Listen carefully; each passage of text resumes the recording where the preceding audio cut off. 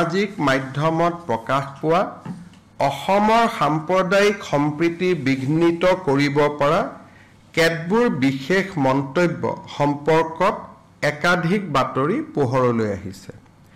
তদুপৰি তেওঁৰ সামাজিক মাধ্যমৰ তৎপৰতাসমূহ মন কৰিলে দেখা যায় যে তেওঁ ভাৰতৰ আভ্যন্তৰীণ তথা সংসদীয় বিষয়সমূহক লৈ বিগত সময়ত বিভিন্ন মন্তব্য আগবঢ়াই আহিছে। উল্লেখিত ব্যক্তিজনে ভাৰতত স্বাৰ্থ বিঘ্নিত কৰিবলৈ অহৰহ চেষ্টা কৰি আহিছে। ৰাজহুৱা ডমেইনত উপলব্ধ তথ্যসমূহ গভীৰভাৱে পৰীক্ষা কৰিলে দেখা যায় যে শ্ৰী আলী শ্বেখ হৈছে পাকিস্তান চৰকাৰ আৰু পাক নেতৃত্বৰ সৈতে ওতঃপ্ৰোত জড়িত এগৰাকী প্ৰভাৱশালী ব্যক্তি। আনকি তেওঁ আন্তঃৰাষ্ট্ৰীয় মঞ্চতো বিভিন্ন ক্ষেত্ৰত ইছলামিক ৰিপাব্লিক অৱ পাকিস্তানক প্ৰতিনিধিত্ব কৰিছে। ৰাজহুৱাভাৱে উপলব্ধ এই তথ্যসমূহৰ আধাৰত এই বিষয়টো অসম কেবিনেটৰ দৃষ্টিগোচৰ কৰা হৈছে। উল্লেখ যে আলী শ্বেখ ডাঙৰীয়াই পাকিস্তান চৰকাৰৰ কেইবাটাও পৰামৰ্শদাতা পদত আৰু পাকিস্তানৰ প্ৰধানমন্ত্ৰীয়ে গঠন কৰা কমিটি আদিত সেৱা আগবঢ়াইছে।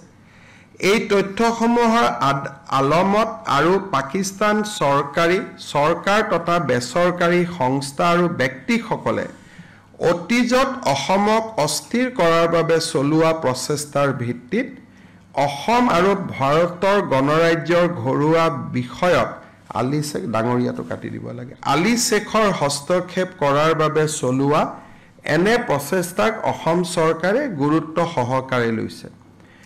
তেওঁৰ সামাজিক মাধ্যমৰ কাৰ্যকলাপ আৰু ৰাজহুৱাভাৱে উপলব্ধ তথ্য তদন্তৰ অন্তত স্পষ্ট হৈছে যে আলী শ্বেখ ডাঙৰীয়া ব্ৰিটিছ নাগৰিক আৰু অসমৰ মাননীয় সংসদ সদস্য শ্ৰী গৌৰৱ গগৈৰ পত্নী শ্ৰীমতী এলিজাবেথ গগৈৰ সংস্পৰ্শলৈ আহিছিল। পাকিস্তান চৰকাৰৰ সৈতে থকা যোগাযোগৰ লগতে আলী শ্বেখ হৈছে জলবায়ু পৰিৱৰ্তনৰ ক্ষেত্ৰত কাম কৰা অলাভজনক সংস্থা লিড পাকিস্তানৰ প্ৰতিষ্ঠাতা। বিগত সময়ছোৱাত ইছলামাবাদত কটোৱা সময়ছোৱাত লিড পাকিস্তানৰ অবিচ্ছেদ্য অংগ আছিল ব্ৰিটিছ নাগৰিক শ্ৰীমতী এলিজাবেথ গগৈ। তদুপৰি আলী শ্বেখ আৰু ব্ৰিটিছ নাগৰিক শ্ৰীমতী এলিজাবেথ গগৈ দুয়োজনে ভাৰত আৰু পাকিস্তানত কাম কৰা CDKN নামৰ এটা পৰিৱেশ সম্পৰ্কীয় গোটৰ অংশ।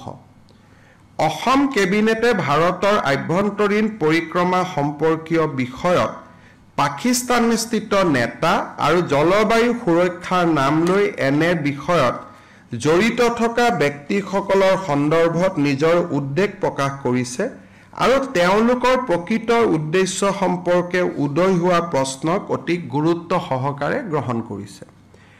এই বিষয়টোৱে ৰাষ্ট্ৰীয় নিৰাপত্তাৰ ক্ষেত্ৰত পেলাব পৰা নেতিবাচক প্ৰভাৱৰ প্ৰতি লক্ষ্য ৰাখি অসম আৰক্ষীৰ সঞ্চালক প্ৰধানক ভাৰতীয় ন্যায় সংহিতাৰ উপযুক্ত বিধান আৰু অন্যান্য প্ৰাসংগিক আইনৰ অধীনত আলী শ্বেখৰ বিৰুদ্ধে গোচৰ ৰুজু কৰিবলৈ অসম কেবিনেটে নিৰ্দেশনা প্ৰদান কৰিছে। তদুপৰি এই কাৰ্যকলাপসমূহে কোনো বৃহত্তৰ ষড়যন্ত্ৰৰ অংশ নেকি সেয়া নিশ্চিত কৰিবলৈ আৰু শ্বেখৰ ভাৰত বিৰোধী এজেণ্ডাত অসমৰ লগতে ভাৰতৰ সংশ্লিষ্ট সকলো সহযোগীক চিনাক্ত কৰাৰ বাবে অসম কেবিনেটে এক বিস্তৃত তদন্ত কৰিবলৈ নিৰ্দেশ দিছে। তদন্তৰ দিশসমূহ হ'ল অসমৰ লগতে ভাৰতত আলী শ্বেখৰ নেটৱৰ্কক গভীৰভাৱে তদন্ত কৰা, অসম আৰু ভাৰতৰ অন্যান্য স্থানত ভাৰতৰ বিৰুদ্ধে আলী শ্বেখৰ কাৰ্যত সহায় সহযোগ কৰা ব্যক্তি সংগঠন আৰু সহযোগীসকলক পৰীক্ষা কৰা। উল্লেখিত তদন্তৰ কালছোৱাত ভাৰত চৰকাৰ আৰু অসম চৰকাৰৰ সংশ্লিষ্ট সংস্থা আৰু বিভাগৰ পৰা প্ৰাসংগিক সহায় আৰু তথ্য সংগ্ৰহ কৰা।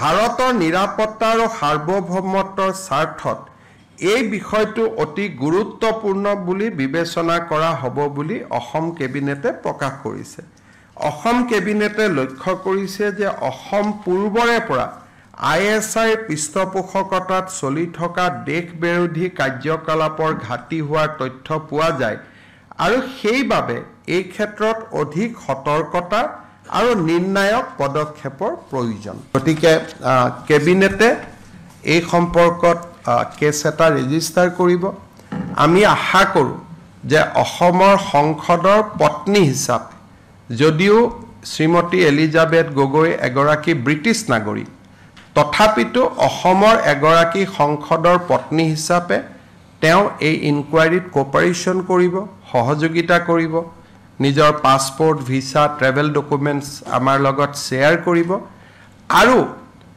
গৌৰৱ গগৈ ডাঙৰীয়াই সংসদত ভাৰতৰ নিৰাপত্তা বিশেষকৈ নিউক্লিয়াৰ ৱাৰহেডৰ ওপৰত তেখেতে উত্থাপন কৰা প্ৰশ্নসমূহৰ লগত প্ৰত্যক্ষ পৰোক্ষভাৱে কিবা যোগসূত্ৰ আছে নেকি সেই সম্পৰ্কেও অসম আৰক্ষীয়ে যদি সংসদগৰাকীক কথা পাতিব বিচাৰে আমি আশা কৰোঁ সংসদগৰাকীয়ে নিশ্চয় অসম আৰক্ষীক সহযোগিতা কৰিব Sir, I'm Aniruddha from Republic TV. I have one specific question.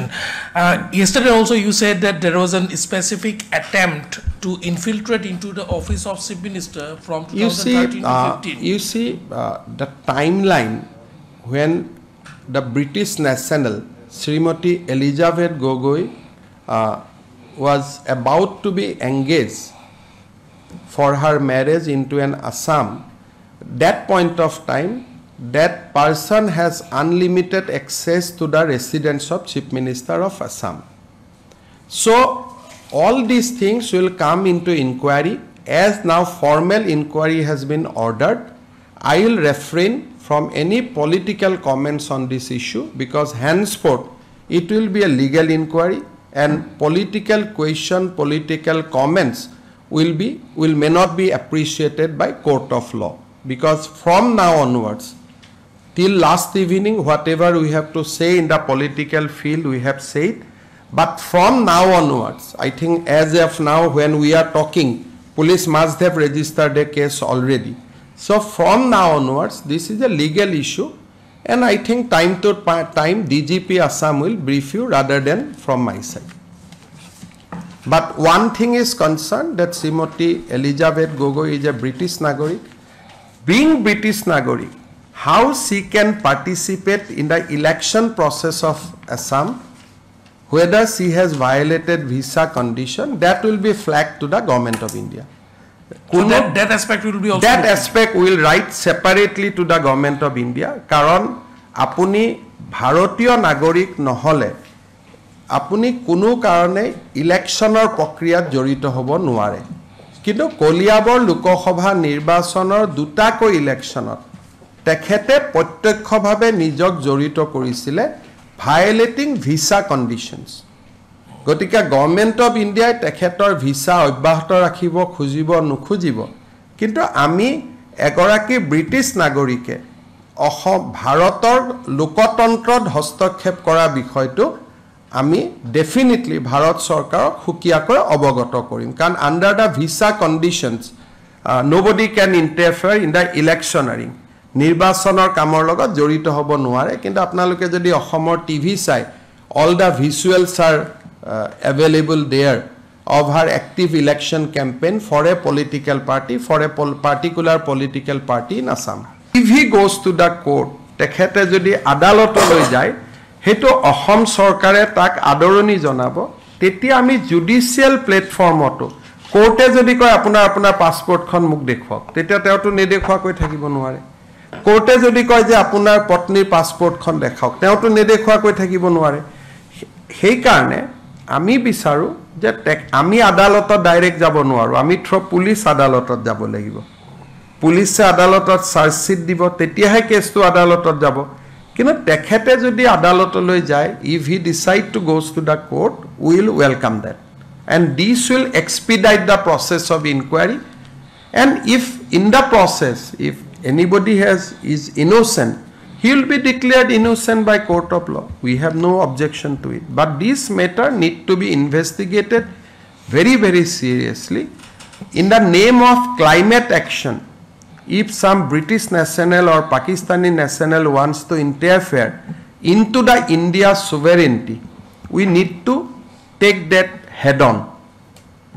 Because somebody is a political, has a political power, somebody is a leader of some political party, we cannot compromise with the nation's security.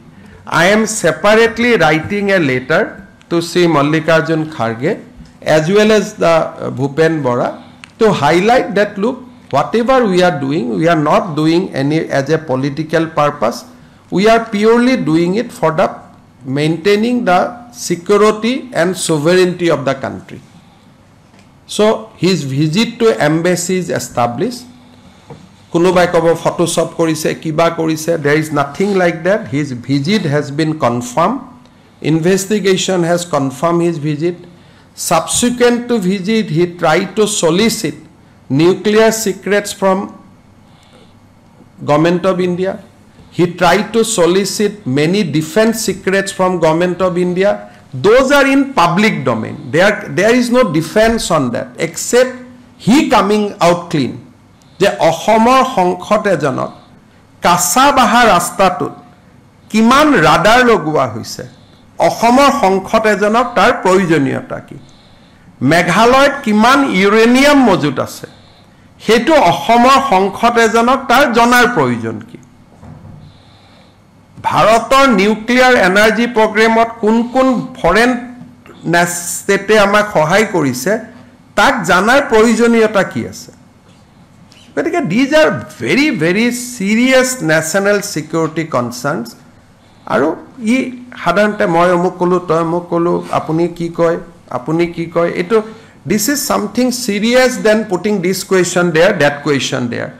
So that is why we decided that let us not take it into the political format. Rajniti korar provision nai. Let police investigate it impartially.